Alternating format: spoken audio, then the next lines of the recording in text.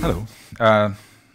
That's going to be quick. That's going to be lightning. That's going to be just 15 minutes. And we'll be talking about JSON. And yes, you might wonder why on Java Conference we're talking JSON and what the hell I'm doing here. So we'll be talking about falling in love with JSON. And there are probably two answers to that question, why, a short one and a long one. A short one is just don't, and that can be it. But there's a longer answer, why it's worth looking at JSON, and not JSON as such, but JSON net. And we'll be talking about that. But before we start, a brief history about JSON. So you pronounce it Jason with E. That's very important because many people just mispronounce it. And it's a data interchange format we know from JavaScript. That's something that has been specified in early 2000 by Douglas Crockford. So whenever you encountered him, you might that might ring a bell. First usage 2001, and there were kind of two RFCs around JSON, so it has been standardized to a certain extent. We can say that it took 13 years from junior to principal, which is quite a breakthrough career, I believe. So we will be talking about a lightweight text-based language-independent data format. Remember the lightweight and interchangeable, and then remember all the struggles you have with JSON. Yes. That's kind of a, you write once, you read never thing. And then when you have to change it, you just start from scratch. Might sound a little bit bold, but they just run through some examples. If we have JSON, we use like CloudWatch dashboards for it. That's just a sample, 400 lines of JSON code.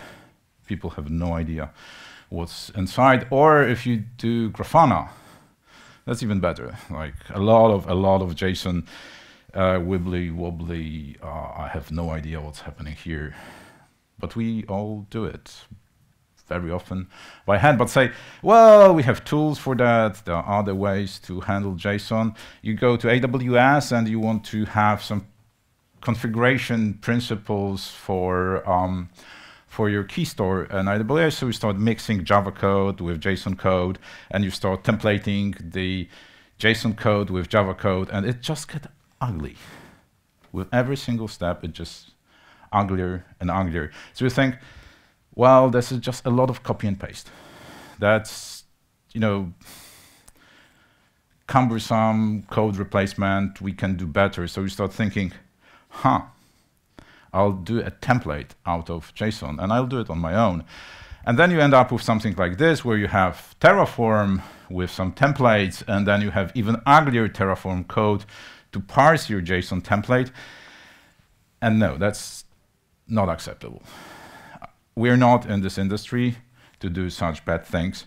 And whenever we work with JSON, we have a feeling that it's a kind of a pact with the devil. JSON is everywhere.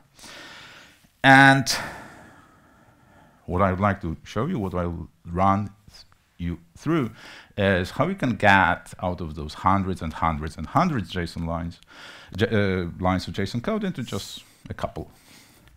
And we'll do that because we can do better. But before we start getting better, let's have a look what really pisses me off with JSON. I have few candidates. You probably, as you've come to this talk, you probably have other candidates or similar. So lack of comments in JSON. Frustrating? Yeah. No variables. You would like to template a bit. Yeah, maybe. Multi-line strings. That's annoying. Or duplication of everything. You just copy and paste the same blocks of JSON over and over again. So no, that's just frustrating. That's just frustrating. But there is a better word. Well, maybe a better word, a different word, an easier word. A word that you might ask yourself, is it worth it? Well, I don't know, but let's look at it. So we try to get this journey into JSON.NET.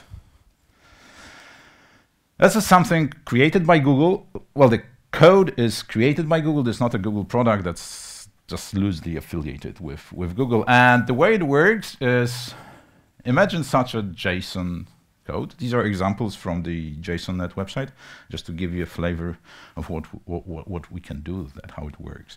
So this is a JSON code, but this is the same code derived in JSON.NET. So it still looks like JSON, but more concise. The idea about JSON.NET is that every JSON document is a JSON.NET document. Not the other way around, but that's kind of a compatibility guarantee. But we can go further. This can be turned into this. As you can see, now we have variables like poor, and then we can use it within our JSON. That's a step in a nice direction, but that's getting funkier.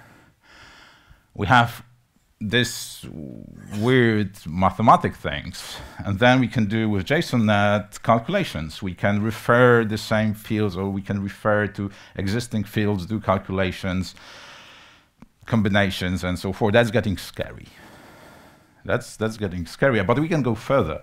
We can do functions within JSON.NET. So we can define a function, which is a JSON code, and then evaluate that function within our document.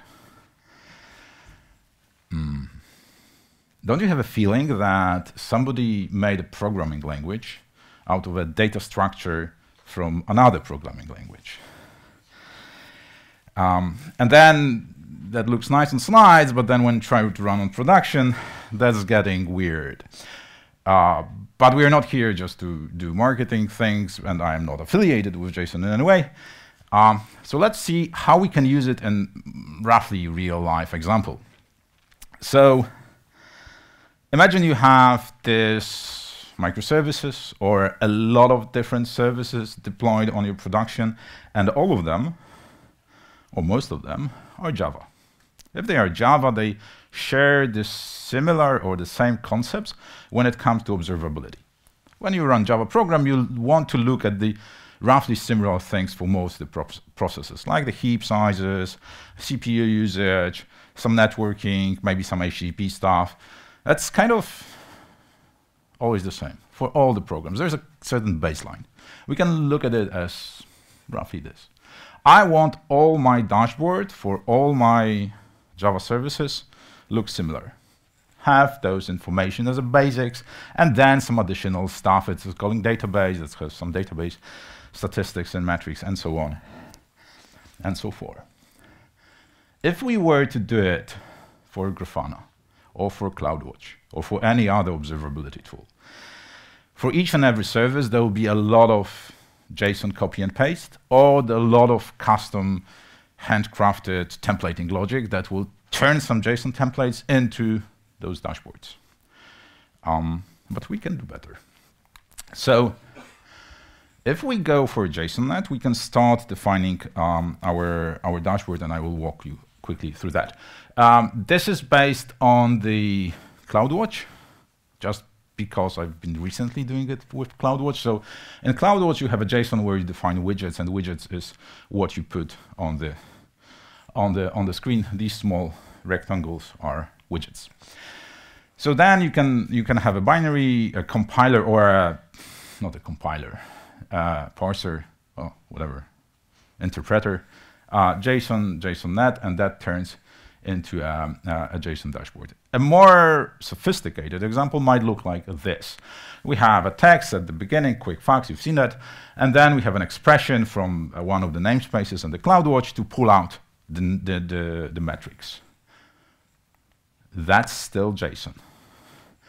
And that we copy from every dashboard to every dashboard, and that gets us frustrated and pisses us off.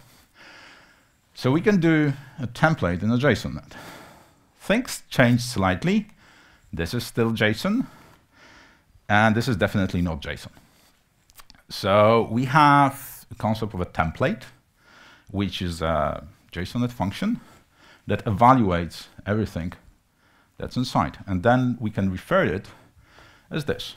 We have a widget, and that quick facts, which I've just imported, is a template. Ta-da! We have a way to encapsulate things that are repeated from dashboard to dashboard into a function and then try to manage that. Well, we can go further. Within our function, we've seen two things that change roughly between service and service. It's like a variable, my service namespace, maybe a region, AWS region. That's a variable we would like to use. So we can put it into the template definition, and there will be a region and a namespace, and use it within our JSON code. That's kind of step in a nice direction, I believe. And that gets me to a quick facts template with some variables.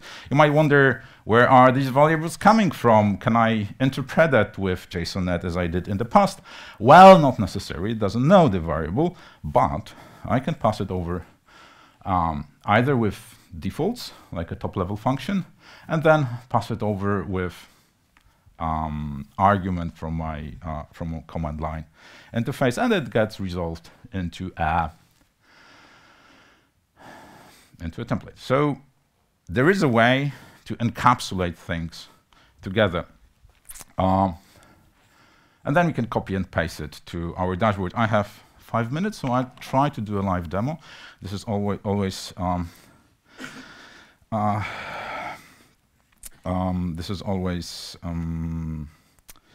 you say it, exciting. Well, I'll try to do that. Okay. So, yes. I'll try to make it a little bit bigger. Can I? Yeah, I can. So, I have two files, quick facts and JSON.NET dashboard, just to show you that's exactly what I've been showing on my presentation. So I can try to compile it as I did on my presentation slide, JSON.NET. So I compile it, pass the arguments like my region and the namespace I would like to use, and this comment just outputs valid JSON. That's exactly what I wanted, but I'm not fiddling with a number of files or copy and paste. I think I can encapsulate things. So now I can do a copy it to dashboard to clipboard, and if I go to my AWS account and create a new dashboard, I call it test dashboard. Just to show you that it really works, and that's something, please internet work, yes. I can enter source of my dashboard, which I just generated, update bank. I have my dashboard working. That looks a little bit cumbersome, but maybe that makes a little bit sense. Where is the stop mirroring? Okay, that's what we see. We can interpret and deploy. We can do a CLI, as you just seen, which is a little bit cumbersome, but if we are doing really cloud stuff or working with infrastructure as a code, for example, there is a Terraform provider that does roughly the same. I can define a JSON.NET file and then use CloudWatch resource to deploy it directly to cloud. So all that copy and pasting can be just gone, and I can use it directly from my infrastructure as code. No millions of dashboards, no wishy-washy logic. Yeah. Interesting, not interesting, weird, maybe different comments, but do people really use it? Well, yes. There is a project called Grafana.net, which is Grafana dashboard written in JSON.NET.